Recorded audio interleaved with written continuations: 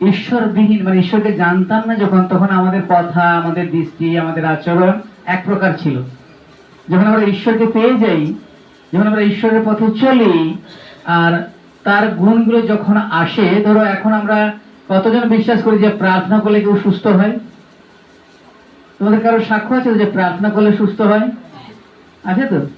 আবার অনেক সময় দেখি কেউ প্রার্থনা করলে ভূত পালিয়ে যায়, ওষুধ নেই, মাদুলি নেই এবং মারধর কিছু নেই, প্রার্থনা করলে ভূত পালিয়ে যায়। দেখেছো তোমরা তো, সাক্ষ্য শুনেছো তো, কারো কারো জীবনে এমন হয়েছে তো। হ্যাঁ, তো এইরূপ তাহলে তোমাদেরকে এই ক্ষমতা আগেকার ছিল না তো। যখন প্রভু যীশু খ্রিস্টের কাছে আসো, গ্রহণ, স্বীকার, বিশ্বাস করো, যখন তোমরা প্রার্থনা করো, আমরা যখন প্রার্থনা করি এই শক্তি পাই, তাহলে আমরা একটা আলাদা মানুষ হয়ে গেছি, তাই না? এই না সবাই সমাজে আমাকে বলে তুমি আলাদা।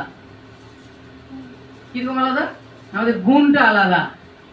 আমি যে মানুষ, আমার যে নাম, আমার যে খাওয়া দাওয়া সব ঠিক আছে, কিন্তু গুণটা আলাদা হয়ে গেছে। ধরো আমার রাগ ছিল, ধরো আমি মিথ্যা বলতাম, ধরো না বলে কোনো জিনিস নিয়ে নিতাম, সেটাই কোনো মানেই করতাম না। আর যখন পবিত্র শাস্ত্রের কাছে আসি, যখন আমরা সহভাগিতা পাই, তখন যেন আমাদেরকে অন্যায় করতে, অন্যায় বলতে এবং অন্যায় কর্ম করতে নিজেকে একটা বিবেকে কেউ যেন একটা বাধা দেয়, তাই না? এই আগের জীবনটা আমরা ভুলে যাই যে প্রভু ওখান থেকে তুমি তুলেছো, আমি যেন তোমার বাধ্য হয়ে চলতে পারি, কারণ তুমি বলেছো তোমরাই ঈশ্বর। আর এক পদে কি লেখা আছে? সবাই দেখি এক পদ। আমেন। এই ঈশ্বরের মন্ডলী, আমরা ঈশ্বরের সন্তান। তাহলে আমাদের মাঝখানে কে দণ্ডায়মানে দাঁড়িয়ে আছে? কে দাঁড়িয়ে আছে? ঈশ্বর। তাহলে আমাদের মধ্যে কি রাখা উচিত? একটা ভয় থাকা উচিত যে ঈশ্বর এখানে উপস্থিত আছেন। আমি কি বলছি, আমি এই সময়ে কি করছি, আমি কি ভাবছি, সব তিনি জানেন। এখানে যে আমার মা কিংবা বাবা যদি কেউ তারা না জানে, এখান থেকে বেরিয়ে গিয়ে বাড়ি যখন যাবো, তাদের কথার সঙ্গে আমাদের কথা মিলবে না। কারণ আমরা যাকে ডাকি পরাৎপর ঈশ্বরের সন্তান, যিনি ঈশ্বর তার সন্তান, তাহলে আমার সবসময় ঈশ্বর ভয় যেন জ্ঞান থাকে। অনেক সময় কেউ সাক্ষ্য দিচ্ছে, কেউ হয়তো গল্প করছে, অনেক পুরনো, কেউ হয়তো বসে মনোযোগ সহকারে প্রচার শুনছে, কেউ হয়তো সেই সময় মোবাইলে, বাচ্চা না মানে বড়গুলা মোবাইলে হয়তো কিছু এদিক ওদিক করে কাউকে কিছু পাঠাচ্ছে, অনেক পুরনো। তার সে ভয়টা নেই যে আমি ঈশ্বরের মন্দিরে এসেছি এবং ঈশ্বর এখানে স্বয়ং দাঁড়িয়ে আছে। হালেলুয়া। তাই আমার মধ্যে যেন এই ভয় থাকে যে এই টাইমটার মধ্যে আমি খুব চিন্তা ভাবনা করছি ঈশ্বর, ঈশ্বরের মন্ডলীতে তোমরা। Hallelujah, hallelujah. এবং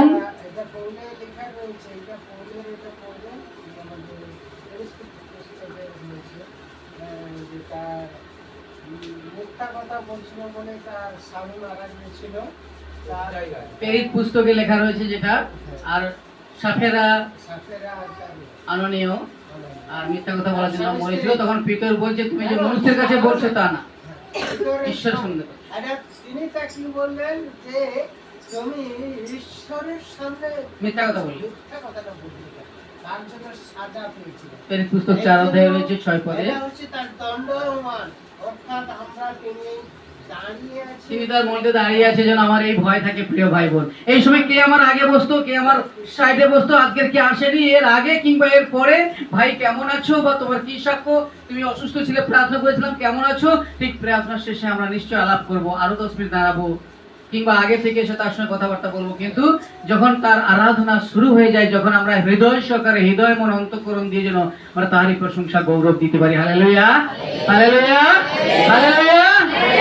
আসো আমরা প্রার্থনা করি নীরব হই। স্বর্গের সত্য ঈশ্বর সনাতন পিতার শান্তি রাজ প্রভু, তোমায় ধন্যবাদ করি, তোমারই গৌরব প্রশংসা দিই প্রভু। আজকের এই দিন তুমি দেখতে দিয়েছো, তোমার ধন্যবাদ করি। অধম, অযোগ্য, নিজ পাপী আমি প্রভু, তোমার নামের যোগ্য নয়। তুমি দয়ালু করুণাময় প্রভু, তোমার দয়া গুণে আজকের দিন দেখতে দিয়েছো, বাঁচিয়ে রেখেছো প্রভু, তার জন্য তোমায় ধন্যবাদ করি প্রভু। তুমি আমাদেরকে নাম ধরে ডেকেছো প্রভু, খুঁজে এনেছো মন্ডলী তোমার মস্তক তুমি প্রভু, তুমি দাঁড়িয়ে আছো বিশ্বাস করি প্রভু। তাই উপস্থিত থেকে তুমি সমস্ত পরিচালনা করো পিতা। বিরোধী প্রার্থনা করি প্রভু ও প্রভু, এখন যদি কেউ আসছে দূর দূরান্ত থেকে প্রভু, তুমি সঙ্গী হও, আমরা একত্রিত হয়ে তোমার প্রশংসা, তোমার গৌরব দিতে পারি প্রভু। তোমার মহিমা গৌরব হোক, প্রশংসা দিই প্রভু।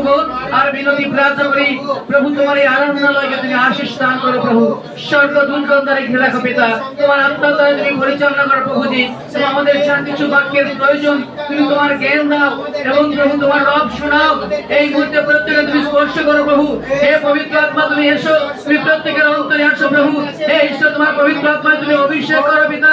বিনতি প্রার্থনা করি প্রভু, তুমি আমাদেরকে তোমার আত্মার প্রভু সমস্ত কিছু যোগান দাও প্রভু গো। যে পবিত্র আত্মা তুমি দান করেছো প্রভু, সে আত্মার খাদ্য তোমার বচন প্রভু, তোমার সেই বাক্য অনুসারে আমাদের শরীরের শক্তি দাও। তুমি জ্ঞান ও বুদ্ধি দাও। কোনো ভাই বোন যদি অসুস্থ অবস্থায় এসেছে, সেটা সুস্থ হয়ে বাড়ি ফিরতে পারে।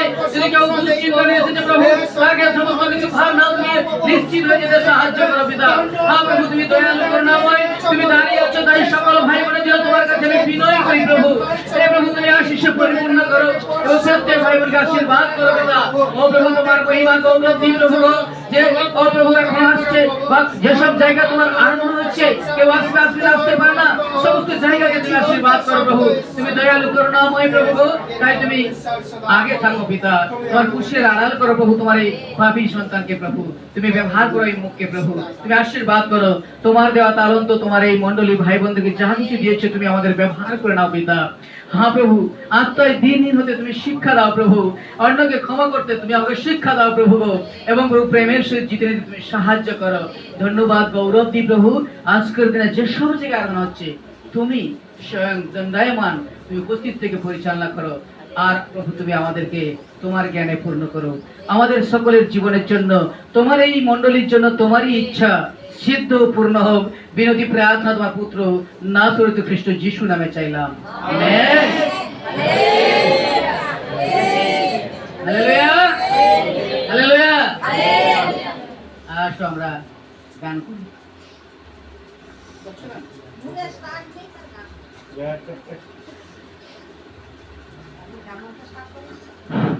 হালেলুয়া, প্রত্যেকে জয় যিশু।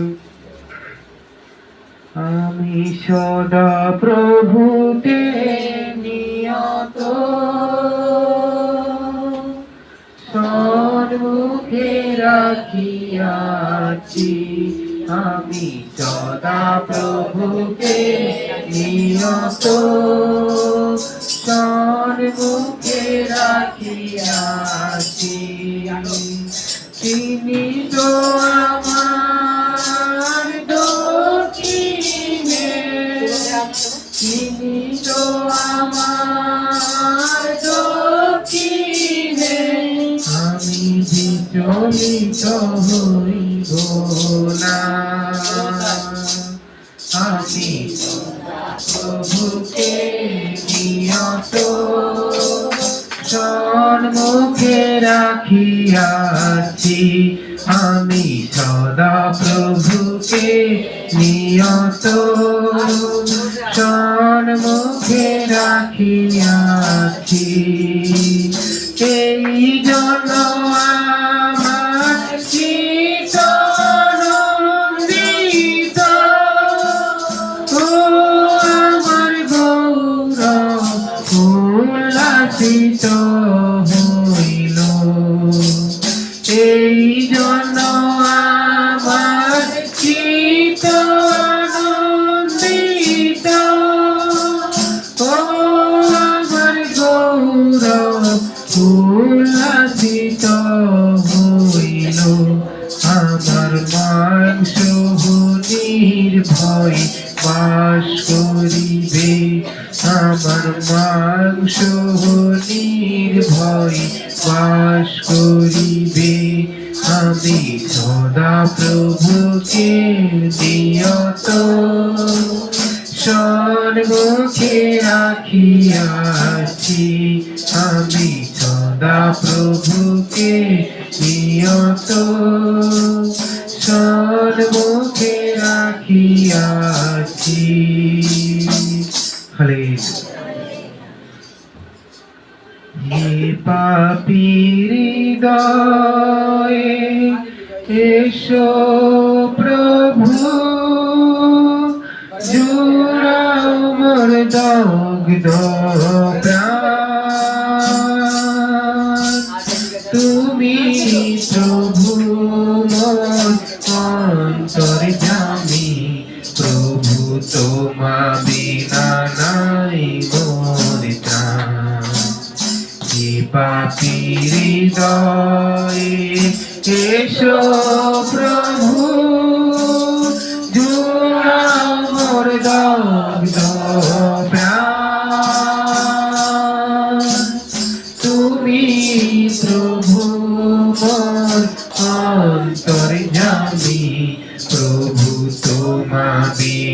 নাই মোর ত্রাণ হে পাপীর হৃদয়ে ভালোবেসেছ তুমি দিলাম না তার দান তবু তুমি দিয়েছ অশেষ কৃপাদান ভালোবেসেছ তুমি দিলাম না তার দান তবু তুমি দিয়েছ অশেষ কৃপাদান ধন্য প্রভু তোমারি ভালোবাসা প্রভু তোমা বিনা নাই মোর ত্রাণ হে পাপীর হৃদয়ে এসো প্রভু জুড়াও মোর দগ্ধ প্রাণ তুমি প্রভু মোর অন্তর্যামী প্রভু তোমা বিনা নাই মোর ত্রাণ হে পাপীর হৃদয়ে সন্ধি করেছিলে যে তুমি মোর সনে সেই সন্ধি রাখিনি পাপের কারণে সন্ধি করেছিলে যে তুমি মোর সনে সেই সন্ধি রাখিনি পাপের কারণে আমার জীবনে আলো জ্বেলে দাও প্রভু এবার থেকে হব আমি তোমারি শুধু আমার জীবনে আলো জ্বেলে দাও প্রভু এবার থেকে হব আমি তোমারি শুধু চলবো শুধু তোমারি দেখানো পথে প্রভু তোমা বিনা নাই মোর ত্রাণ হে পাপীর হৃদয়ে এসো প্রভু জুড়াও মোর দগ্ধ প্রাণ তুমি প্রভু মোর অন্তর্যামী প্রভু তোমা বিনা নাই মোর ত্রাণ হে পাপীর হৃদয়ে হরে হরে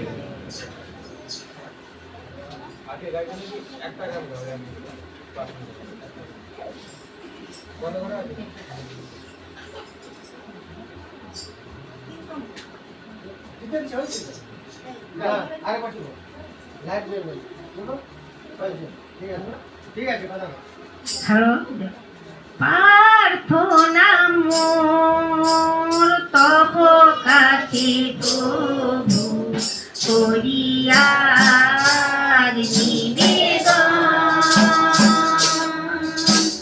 প্রার্থনা মোর তব কাছে প্রভু করিয়ার নিবেদন পরশে তোমার শ্রুতি গো মম পরশে তোমার শ্রুতি ও মম দুলিময় তুমন করিয়ার নিবেদন প্রার্থনা মোর তব কাছে করিয়ার নিবেদন লুকানো আমার পাপ বিলাস মুখে দিয়ে মোর প্রাণে করো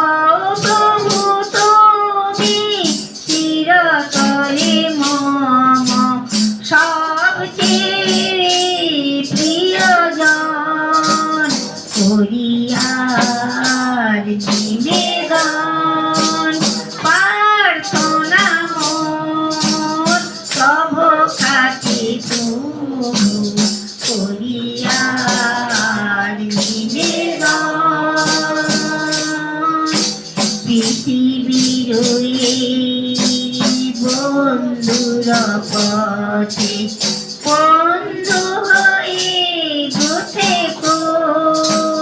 পৃথিবীর এই বন্ধুর পথে বন্ধু হয়ে গুথাকো সাথে সাথে রয়ে তব প্রেম আঁকি সাথে সাথে রয়ে তব প্রেম আঁকি মোর প্রাণে সদা রাখো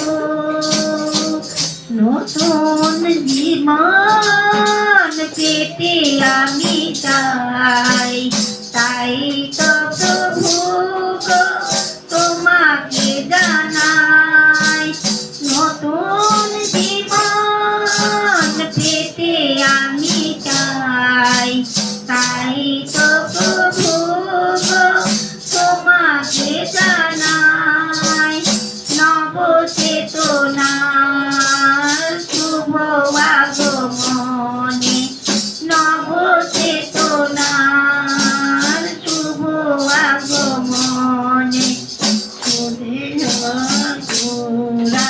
পুরাতন করিয়ার নিবেদন প্রার্থনা মোর তব কাছে প্রভু করিয়ার নিবেদন পরশে তোমার শ্রুতি ও মম পরশে তোমার শ্রুতি ও মম তুলিমায় তনু মন করিয়ার নিবেদন প্রার্থনা মোর তব কাছে প্রভু করিয়ার নিবেদন প্রার্থনা মোর তব কাছে প্রভু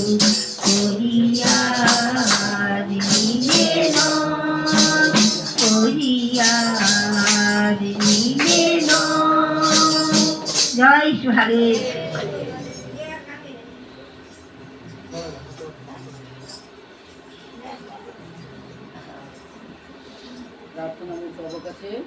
প্রার্থনা মোর তব কাছে করিয়ার নিবেদন।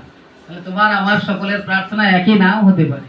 কেউ মনের কোনো কষ্ট নিয়ে এসেছে, কেউ আনন্দ সহকারে এসেছে, কেউ খুব দুঃখের বোঝা নিয়ে এসেছে। তো তোমার আমার সকলের প্রার্থনা যিনি শোনার জন্য প্রস্তুত তার কাছে নিবেদন করো। আর ঈশ্বরকে কেউ কখনো দেখে না প্রিয় ভাই বোন, বাইবেল বলে যে যখন আমরা এক জীবনে দেখতে পাই যে তুমি যখন অন্যকে প্রেম করো তখন ঈশ্বরের প্রেম তোমার মধ্যে পূর্ণ হয়। হালেলুয়া। যেন মানুষকে ভালোবাসতে শেখো, প্রেম করতে শেখো। প্রেম এমনই এক যে সমস্ত বাইবেল বলে তোমার সমস্ত পাপ রাশিকে আচ্ছাদন করে। মানুষ মাত্র সকলেই পাপী, আমি নাম্বার ওয়ান। তোমরা পাপী কিনা আমি জানি না, কিন্তু আমি নাম্বার ওয়ান। বাইবেল বলে সকলে পাপী। কিন্তু যদি তোমার মধ্যে প্রেম থাকে তাহলে ঈশ্বর হচ্ছে তোমার পাপ রাশি রাশি পাপকে তিনি হচ্ছে বেঁধে দেবে, আচ্ছাদনে বেঁধে দেবে। তাই প্রিয় ভাই বোন, এখানে করিন্থ অধ্যায় আমরা পাই যে আমরা অনেকে আমাদেরকে প্রশ্ন ছড়ে যে আমরা এত ঈশ্বরকে ধন্যবাদ দিচ্ছি, আমরা এতকে ডাকছি, কিন্তু আমার কোনো কাজ হয় না। কিন্তু আমরা যদি করিন্থ 3 অধ্যায় পদটা দেখি বা 13 অধ্যায় পদটা দেখি, তিনি আমাদেরকে বলছে করতালির মতন ঝনঝন করছি কিন্তু আমার কোনো কাজ হয় না। অর্থাৎ আমরা এত প্রার্থনা করছি কোনো কাজ পাচ্ছি না। কেন না? আমার মধ্যে প্রেম নাই।